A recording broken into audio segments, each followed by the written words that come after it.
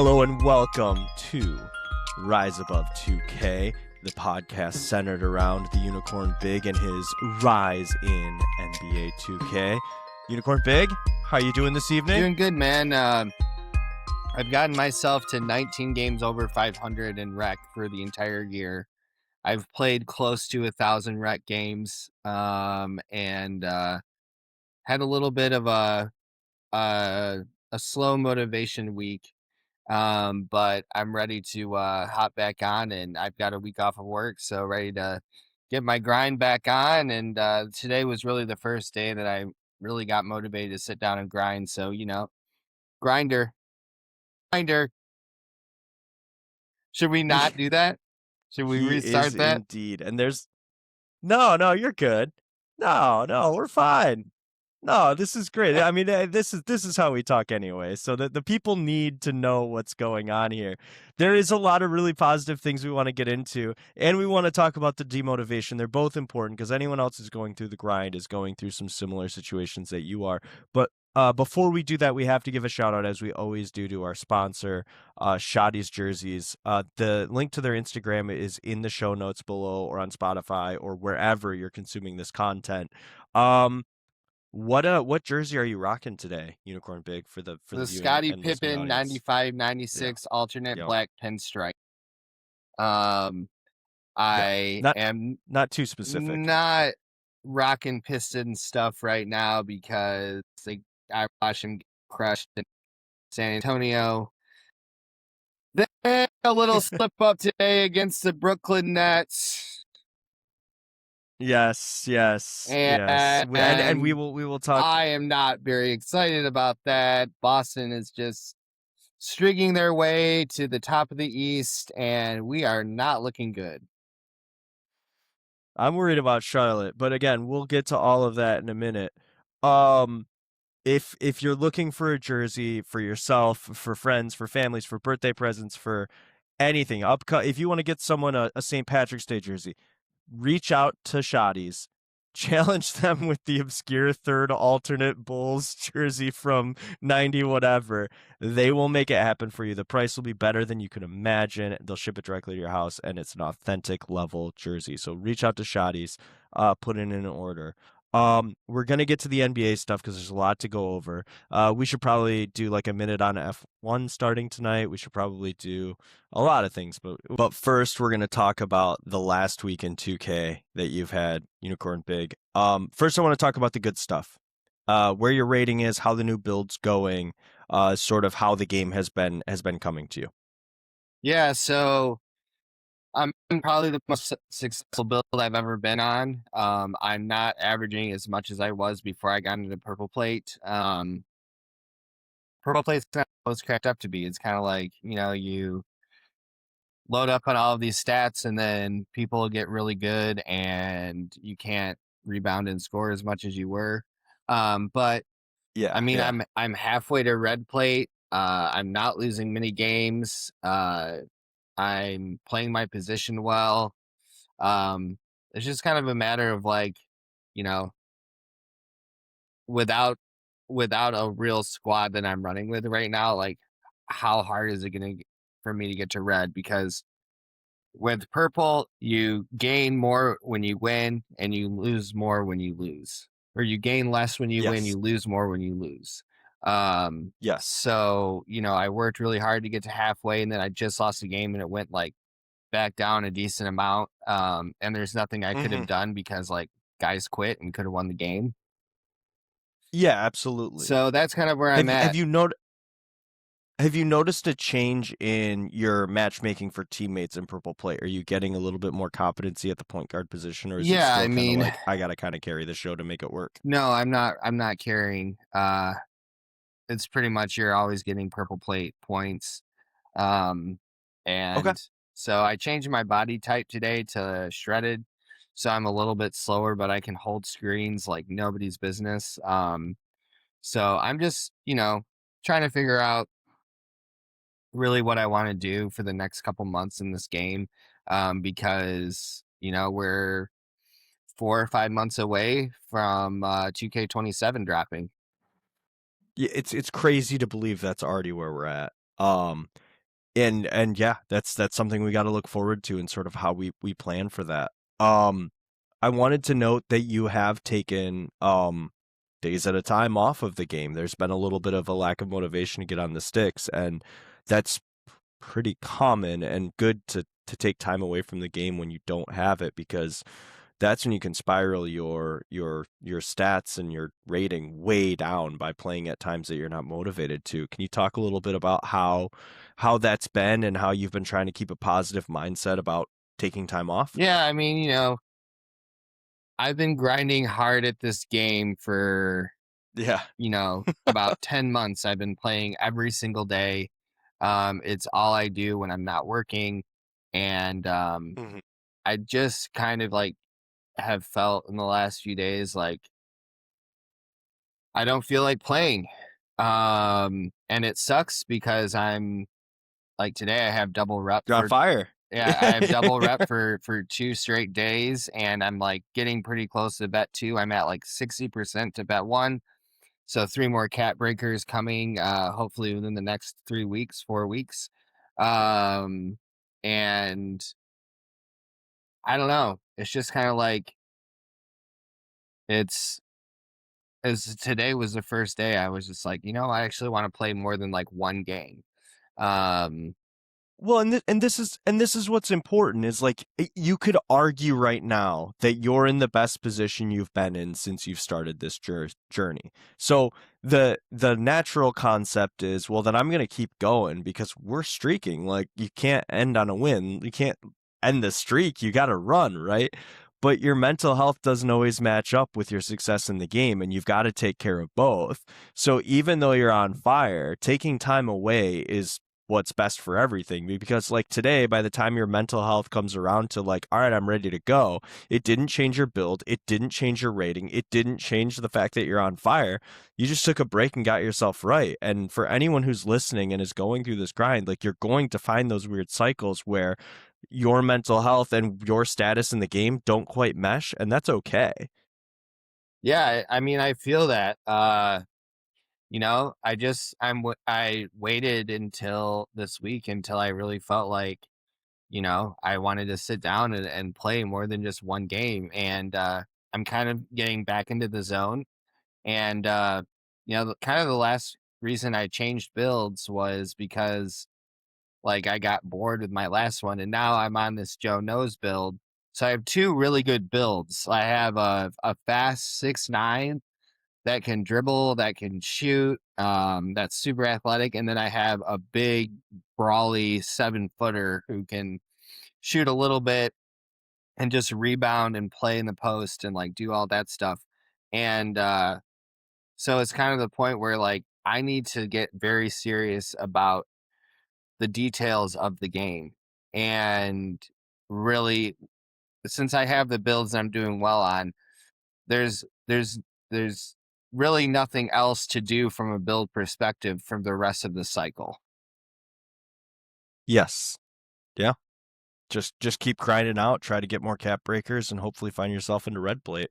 Well, find And that's myself I into think red that's gonna plate and, getting better at timing meter dunking, getting better at shooting when I don't have 90 overall. Like on this Mhm. footer, it's only 78 Yeah. overall. So, guys are out there shooting 75% with 78 overall 3 pointers, and I'm shooting like 58.5%. So, there's those things. It's getting better at dribble timing. It's getting better at your post fade. It's getting better at those things that, when you're grinding out a game, the other guy's just as good as you or faster than you or whatever. Like you've got to find a few instances in that game where you can show a little bit of your bag and make a few point difference in the game. Absolutely. And I think some of the best times are coming, and I think having that little break brings you in a little bit more refreshed. So I think this week, when you're ready to go for it, it's gonna be an impactful thing. And hopefully next week when we're doing this pod, we're talking about the continued growth. We're talking about the continued success. We know there's up steps and down steps, but I think, from my perspective, you're at the best spot you've been since we've started this whole Megillah. So What's a um, Megillah? we'll get to that later. Um, so last week or this week, I'm sorry, you were able to witness the Spurs and the Pistons play in person. What was your experience and what did you see from both sides? Just like a high overview of what you thought of both sides seeing them in person on Boy, that night. so this is my fourth time seeing the Pistons this year. I believe my seventh time seeing the Spurs. My 11th game that I've been to this year. Just a couple. Just a couple, and I need to look and see if when I'm in Indianapolis next, if the Pacers are playing. I got to make it out to an NBA game this year. yes, you do.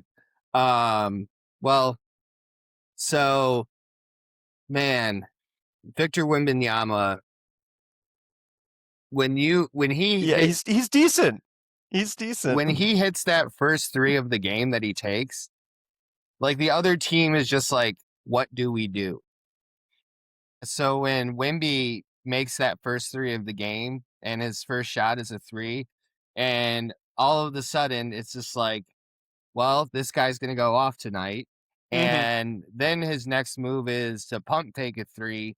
And then his legs are so long that he can take 3 steps from the 3 point line and he's at the basket. And the only way to stop him is to foul him. And these guys are Hmm. trying to avoid fouling him. And he's so long that they can't avoid fouling him. And all of a sudden, Duran's sitting on 5 fouls in the third quarter and does not go back into the game. And Vassell and Champagne are shooting so well right now. Darren Fox playing lights out. Castle has lockdown defense, great passer, and whatever else you can get from him, great. Their bench is Yes. playing amazing. I was watching the Pistons and I was just thinking, you know what? They should have gotten on and gotten Michael Porter because they are Yeah, missing that a was a big piece. miss. They Yeah. don't they to me don't have a championship team right now. Now, maybe they're picking the best time of the year to slump because it's not the So playoffs yet. I, I want to get back to that in a second because I have some notes on that. But the shooting is absolutely atrocious. 3 points, field goals, free throws. They can't shoot from anywhere. It's brutal. It's not good. It's not good. But to wrap up the Spurs, like I was watching that game and then I watched them come back from 25 points last night against the Clippers. Uh, Yeah. this team, I would not be shocked if they go all the way and win the title this year. Um, they've got everything working. Yeah, and then Victor played like I think 27 minutes last night and scored Hmm. 29 points, something like that. Um, went 4 for 9 from three, went 4 from 10 yesterday. So he's combined like 8 for 19 from three, which I mean, for a 7'5" guy is pretty impressive. Yeah. And when he's making threes, everything else just changes. So the X factor of Victor, like at the end of the day, when he's not even shooting and when they're shutting him down offensively, he's still getting you 5 or 6 blocks in the game. And he's changing everything about how you're attacking the basket on the interior. So Yeah. I don't think he's Yeah. maybe It's the it's nuts. MVP this year because it's too late in the season, but I think NBA Finals MVP all day. Sure. Yeah. Well, and has he missed too many games to qualify? Mm-mm. Or okay, yeah. Well, he's not even in the. He's not even really. It's somehow Cade's gonna end up winning it because everyone's gonna fall out of qualification, and Cade's incredible, but he's not better than SGA or he's just not the MVP.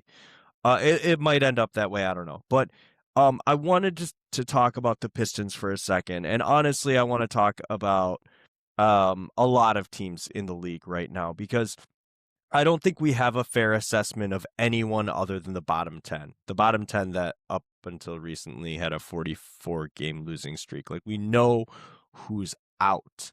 But like when you see the Charlotte Hornets go on a run that they're on right now, you think to yourself like is there some magic in this team? And Con Knipple is incredible, like awesome. But no one's playing their players consistently. Like the whole it's not everyone's really worried about like load management, but really everyone who knows they're going to be in the playoffs is going to rest players to get them to the playoffs because the most healthy team in the playoffs have the best chance to win. And because we're not seeing consistent starting lineups or consistent chemistry between large pieces on teams, we really don't know who's good or bad, right? Mm-hmm. I agree with you on that. And it's something that really until we get to the dance, we're not gonna know whether this is the best team or that's the best team. I will say to your earlier point that I think San Antonio is the best team in the league, and they're again sandbagging as much as they can Victor to make sure that he's healthy for when he's needed. Um, and that being said, Detroit just cannot shoot to save their lives. And I don't know how that's going to change or get better or how they would stack up against Boston or New York or Cleveland. I think they could get run roughshod over by any of them. I know they've done really well against them in the regular season, all that stuff, but like this style of play where you're taking the least amount of threes in the league and your 3-point percentage is the worst in the league, I don't know how they keep up. They're like the Diet Coke of shooting. Just one shot, not shooting enough. Yeah. Well, and also, hey, we play hard in the paint, so we end up getting a lot of free throws. Oh, we can't hit those either. So it's pretty rough. It's bad. And Dennis Jenkins, like, I got to pick on that guy a little bit. He played decent tonight because Cade wasn't playing tonight. Again, my guess is playoffs. He's playing because Yes, he they're was out. coming. Yep. He was out Yep. because of a quad contusion. So whatever that means. So Dennis Jenkins against San Antonio, like, you need this guy to do something. He Yes. put up 0 points, missed all of his free throws, 0 rebounds, and 1 assist. Yeah. And Yeah, I was watching the it's game not good. today, and they started Marcus Sasser, and I think that they need to be playing a little bit more Marcus Sasser. Kevin Huerter's been playing better. You know, they went all in with Dennis Jenkins, getting rid of Jaden Ivey and all this and that. Mm-hmm. And I don't know if Jaden Ivey's even playing right now, but man, Dennis Jenkins, like, get your head out of your ass. Yeah. It's we need something out of you here, right? Something, man. Like, it's Yeah. bad. Like the air balls and just horrible Yeah. shots and missing layups. And like, this is why he was a G League undrafted player. Yeah, absolutely. Yeah, Ivy's only played 4 games for the Bulls, so yeah, it's a whole different thing. But I think we're really not going to know a lot of the answers to our questions until the playoffs come because everyone's playing the regular season in such a strange way. Besides those bottom 10 teams, which what a rush to figure out who's going to get the best lottery odds. I'm really excited for how the home stretch is going to go for this and really get to see a little bit more of what these teams have to give in the playoffs, and that's coming very soon. Yeah, it's crazy. The playoffs are only 5 weeks away, and it seems like just yesterday you were picking Orlando and Golden State to go all the Eh, way. you know, they're still in it. So it's not a good take. I'm not here to say it's a good take. But one is in the in the play and the other has a firm spot coming along. So we'll see how they do, and we'll kind of roll from there. But that's gonna do it for this week. Again, check out Shotty's jerseys. Throw in a request, get something high quality for you, and like I said earlier, or for a special St. Patrick's Day present for a close friend. That being said, we'll be back next week. We'll talk a little bit more about the progress Unicorn Big is making. We'll obviously talk more Spurs, more Pistons. Maybe we'll throw in some Heat there because they are getting close to a firm playoff spot. Pistons Heat tomorrow. Pistons Heat tomorrow. Pistons Heat tomorrow. That's right. Yes. Yeah. Don't let the Heat get hot because that's when things really get out of hand. But that's gonna do it for us this week. Unicorn Big, thank you for your time. If you want to join our Discord, the link is in the information below. But until then, we'll see you next week. Say goodbye, Joey. Bye. There it is.